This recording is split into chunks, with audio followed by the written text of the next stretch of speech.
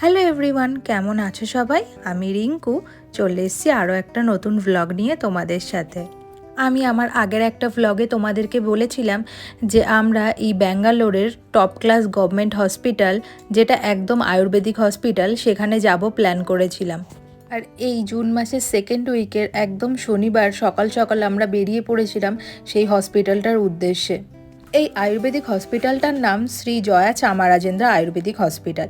এই হসপিটালটা একদম ম্যাজেস্টিক বাস স্ট্যান্ডের অপোজিটেই পড়ে।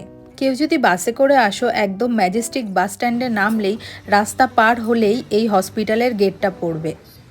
এই হসপিটালটা সোম থেকে শুক্রবার ওই সকালবেলা 9টা থেকে 4টে পর্যন্ত খোলা থাকে, আর এই শনিবার রবিবারগুলোতে সকালবেলা 9টা থেকে 2টো পর্যন্ত খোলা থাকে। আর আমরা যেহেতু শনিবার দিনকার ভিজিট করতে এসেছিলাম, তাই আমরা সকাল সকাল বাড়ি থেকে বেরিয়ে পড়েছিলাম। ওই প্রায় সকাল 10টা নাগাদ আমরা বেরিয়েছিলাম। আমাদের বাড়ি থেকে এই হসপিটালটার ডিস্টেন্স মোটামুটি ওই 8 কিলোমিটার। এই হসপিটালটার ওই গুগলে রেটিং আছে 4.5, আর বিভিন্ন পেশেন্ট যারা এই হসপিটাল থেকে চিকিৎসা নিয়েছে তাদেরও ভীষণ ভালো রিভিউ আছে। হসপিটালটা ঢোকা মাত্রই দেখছি হসপিটালটার প্রত্যেকটা ডিপার্টমেন্ট আলাদা আলাদা, আর অনেক বড় হসপিটাল। তো আমরা ওই গার্ডকে জিজ্ঞেস করেছিলাম যে আমরা যে ডিপার্টমেন্টটায় দেখাবো সেই জেনারেল ওয়ার্ডের টিকিট কাউন্টারটা কোথায়। ওখানে যে গার্ড বসেছিলেন তিনি হিন্দি ভাষায় কমিউনিকেট না করতে পারায় পাশে একজন আমাদের হেল্প করে দিয়েছিল। উনি বললেন এই সামনে এগিয়ে গেলেই আমরা ওই আউটডোর পেশেন্ট ইউনিটটা পেয়ে যাব। সেই উদ্দেশ্যেই হাঁটছিলাম, এদিক থেকে কিছুটা হেঁটে গেলেই হয়তো পেয়েও যাব। আর গুগলে যখন রিভিউগুলো দেখছিলাম বিভিন্ন পেশেন্টদের, তখনই তারাই বলেছে যে এখানে প্রত্যেকটা ডিজিজের জন্য আলাদা আলাদা তাদের ডিপার্টমেন্ট আছে। সেখানে গিয়েই তোমার আলাদা টিকিট কাউন্টারে টিকিট করলে সেখানে তুমি আলাদা আলাদা ট্রিটমেন্টগুলো পাবে। তবে এখানে টিকিট বলো কি রেজিস্ট্রেশন যেটাই, সেটা কিন্তু একদম ফ্রি অফ কস্ট। আর বেসিক জেনারেল যে মেডিসিনগুলো সেগুলোও কিন্তু ওরা ফ্রি দিয়ে দেয়। তারপরে কিছু আছে যেগুলো তোমাকে বাইরে থেকে কিনতে হয়, তবে বাইরে বলতে এই হসপিটালের বাইরে যে কোঅপারেটিভ সোসাইটি আছে সেখানে ওদের মোটামুটি মেডিসিনের ডিপার্টমেন্ট আছে, ওখান থেকেই তোমাকে মেডিসিনগুলো কালেক্ট করে নিতে হবে। আমরা হাঁটতে হাঁটতে পৌঁছেও গেলাম জেনারেল ওপিটি ডিপার্টমেন্টের দিকে।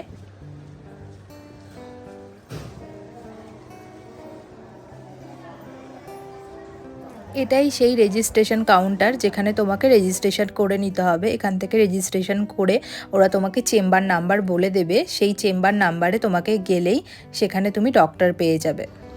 তবে গুগলে যখন রিভিউ দেখছিলাম সেখানে সবাই রিভিউতে কিন্তু লিখেছিল যে অন্যান্য গভর্নমেন্ট হসপিটালে যেটুকু ওয়েট করতে হয়, এই আয়ুর্বেদিক গভর্নমেন্ট হসপিটালে আসলে সেই সময়টাও তোমার ব্যয় হবে না, খুব তাড়াতাড়ি তুমি সার্ভিস পেয়ে যাবে।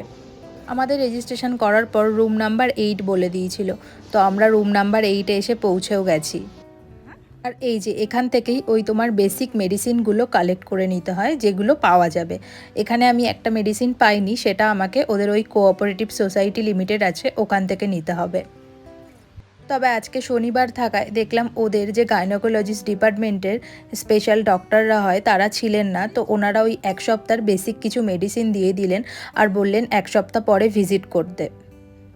তবে যেটা দেখলাম এখানে এসে, তোমরা যদি শনি রবিবারে আসো সেক্ষেত্রে যে একদম ট্রিটমেন্ট পাবে না তা না, এখানে যে সব মেডিকেল স্টুডেন্টরা আছে তারা তোমাকে অ্যাসিস্ট করে দেবে। আমাদের তো ওই মোটামুটি ডক্টর দেখানো শেষ হয়ে গেছে। এরপরে গিয়ে তোমাদেরকে দেখাচ্ছি যে বাইরেটা, এখানে যে আলাদা আলাদা ডিপার্টমেন্টগুলো করা আছে সেগুলোকে দেখাই, চলো।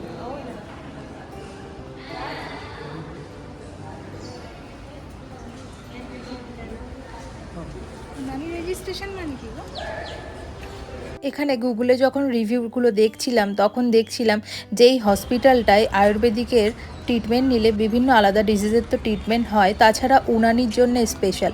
তো অমিতকে আমি জিজ্ঞেস করে নিচ্ছিলাম যে উনানি কথাটার অর্থ কী। অ্যাকচুয়ালি আমরা উনানি কথাটার অর্থ জানি না। তোমাদের যদি কারোর জানা থাকে অবশ্যই কমেন্টে জানিও। এখন যে ভেতর দিকটা হেঁটে যাচ্ছি এগুলো কিন্তু প্রত্যেকটাই ওই হসপিটালের বিভিন্ন ডিপার্টমেন্টগুলো আছে। আর এই যে এই কোঅপারেটিভ সোসাইটি লিমিটেডের আন্ডারে এই জায়গাটা আছে যেখান থেকে তোমাকে যে এই মেডিসিনগুলো ওখানে পাবে না, এখান থেকে কালেক্ট করে নিতে হবে। তবে হ্যাঁ, ভেতরে যে বেসিক মেডিসিন সেগুলোর জন্য তো পয়সা লাগে না, কিন্তু এখানে মেডিসিনগুলোর জন্য পেমেন্ট করে তবেই তুমি মেডিসিন নিতে পারবে। হসপিটালের এই জায়গাটা এসে দেখলাম এই জায়গাটা পুরোটাই হসপিটালের আলাদা আলাদা অনেকগুলি ডিপার্টমেন্ট আছে। যেরকম সামনে এগিয়ে গেলে দেখছি অ্যানাটমি ডিপার্টমেন্ট আছে, এই সামনের জায়গাটা যেখানটা পার্কিং করা আছে, তাছাড়াও এই জায়গাটা এখানে হসপিটালের বিভিন্ন রকম প্রোগ্রামগুলো অ্যারেঞ্জমেন্ট করে থাকে ওরা। যেরকম ওই ফ্রেশার্সদের জন্য যে প্রোগ্রামগুলো করা হয় বা ওই বিদায় সম্বর্ধনা, এই প্রোগ্রামগুলো এখানটায় করা থাকে। আর দেখে বুঝতেই পারছো ক্যাম্পাসে কত সুন্দর দেওয়ালে আর্ট করা রয়েছে। চলো এগুলো তোমাদেরকে একটু কাছ থেকে দেখাই।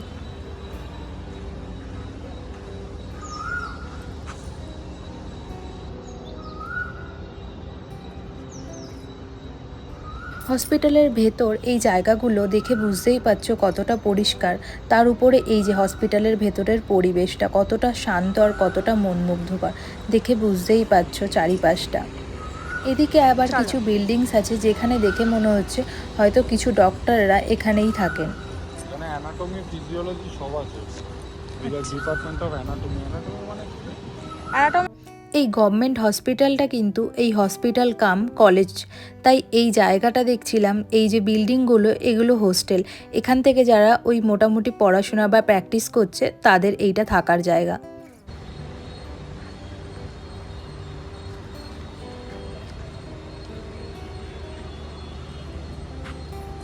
ডাক্তার দেখাওনি, দেখিয়ে মেন ডাক্তার কি হয়েছে ভাই ইনিশিয়াল কত ভুলে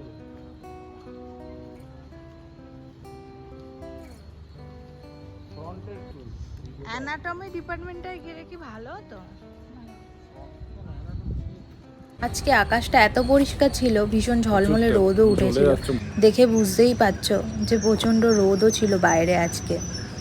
এখানে যে ডিজিজগুলোর ট্রিটমেন্ট হয় সেখানে কিন্তু ডক্টর যদি তোমাকে প্রেসক্রাইব করে সার্জারি বা অপারেশনের জন্যে, সেটাও কিন্তু এখানে অ্যাডমিট হয়ে করা যায়। এই অপারেশনের জন্য বেসিক একটা চার্জেস ওরা নিয়ে থাকে, যেহেতু এটা একটা গভর্নমেন্ট হসপিটাল সেক্ষেত্রে বেশিরভাগটাই ওরা প্রোভাইড করে থাকে।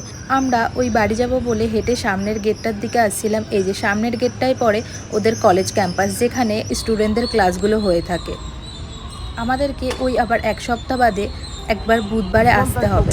না তাই বলছি তো, এখানে তো গরম নেই, তাই ভাবছি যে গুড়গাঁওতে থাকতে আমরা সহ্য করলাম কি করে, এখন তো তাই ভাবছি।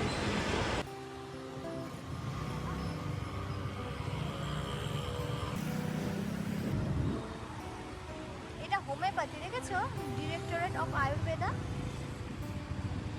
সব আছে এখানে, ন্যাট্রোপ্যাথি, উন্নানি,